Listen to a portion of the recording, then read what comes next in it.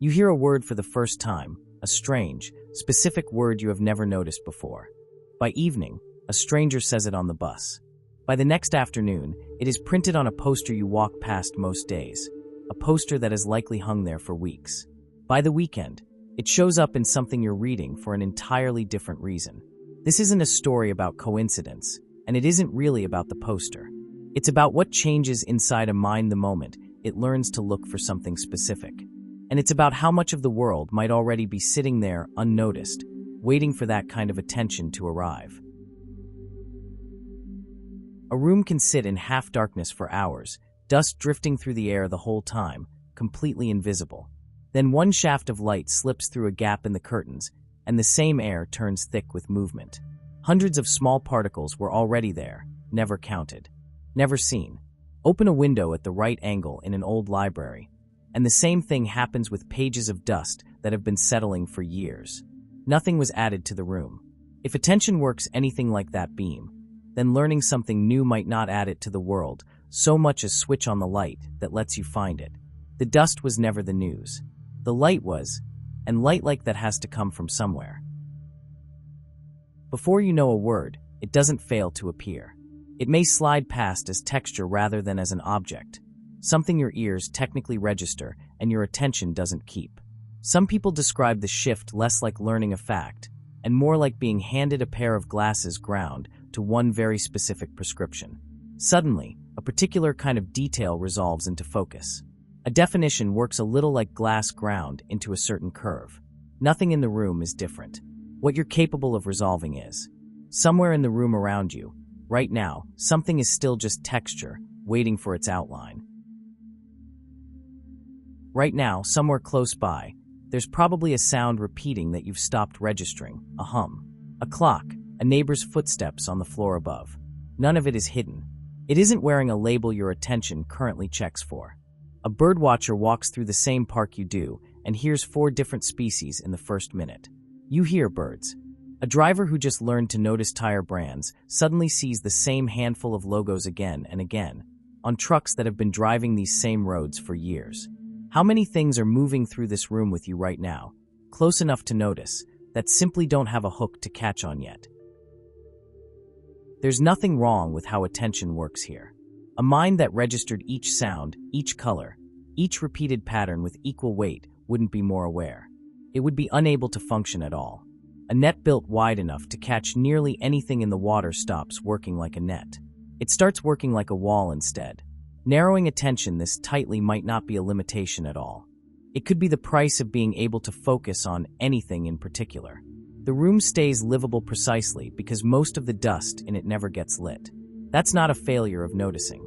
It's what makes noticing possible in the first place, which still leaves the original question open. Why did the net catch this particular thing, this particular week? Picture 2 people crossing the same street. One of them has just learned a specific word. The other hasn't. The street hasn't changed. Only one of them is currently prepared to notice it. One way to look at it, nothing in the world changed at all. Only your readiness to see what was already standing there. There's also a second, less tidy possibility. Some words, names, and products really do spread through a lot of people's conversations within the same few weeks. A phrase catches on. A product turns up in more stores. A name gets cast in more shows. If a term is genuinely moving through many conversations at once, for reasons that have nothing to do with any single person's attention, then something else is happening too. Some of what feels like noticing more is actually true. Both can be right in the same week, about different things. Either way, the feeling doesn't last. Then, without any clear reason, it stops. The word stops jumping out of conversations. The car stops turning up in parking lot after parking lot.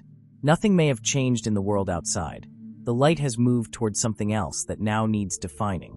A beam can only rest on one part of a room at a time, until of course it lands somewhere new.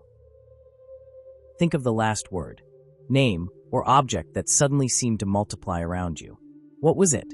And where were you the second time you noticed it? There's another piece to this, quieter than attention itself, memory. Each time the word doesn't appear, there's nothing to remember, no event, no scene, nothing for the mind to file away. but the handful of times it does appear stand out sharply enough to become their own small story. Or is it less that the word became more common, and more that memory stopped discarding the moments it showed up?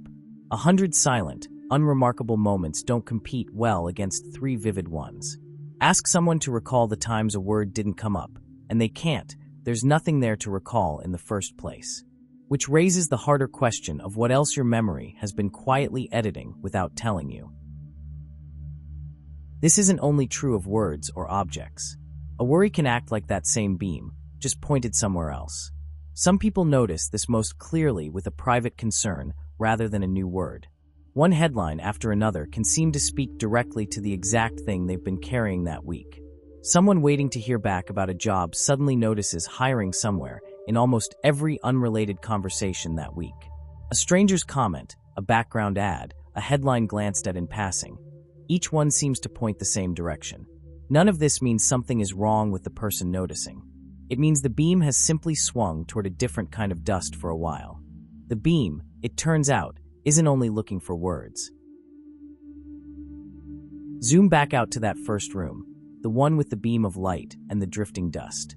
If the room was full long before anyone opened the curtains, then what gets noticed this week says less about the world changing and more about where the light currently happens to be pointed.